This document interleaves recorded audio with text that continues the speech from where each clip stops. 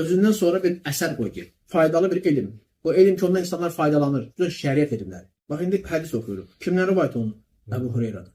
Düzdür, qardaş. Kitaba salan kimdir? Deyək ki, İmam Müslimdir. Əbu Hüreyrəyə qədər isnadda ravilər var. Fayda elm qoyub getdilər, qardaşım. Qiyamət qədər oxudunuz, hər bir savab qazanır. Təbii ki, ən başa duran Peyğəmbər sallallahu aleyhi və səlləm heç o aydın məsələ. Qiyamətə qədər bütün nə əməlimiz var, salih əməldə hamısı onun payı var.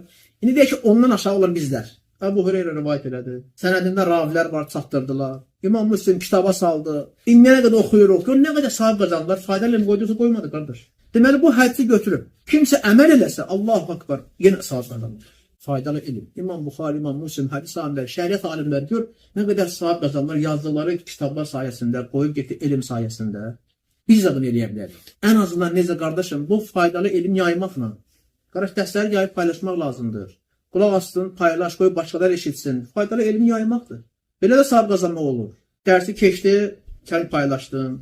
Bir məqalə də yazıblar, sən paylaş. Yəni hamımız savab qazanaq. Yəni bu fayda elmdən hamımız savab qazana bilərik. Deyək, mən keçdim, atdım, YouTube'a qoydum. Qalıb YouTube'a. Kim baxacaq, inşallah ki, mənə savab. Sən paylaşsan, sənə azab. Niyə sonra faydanın yayılmasında səbəbkarsan?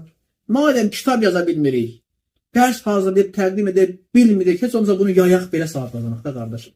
Sən paylaşsan, yaysan, kim qulaq atsa, kim faydalansa, vallahi sənə də xeyirdir. Sən də nə qədər savab qazanmış olursan.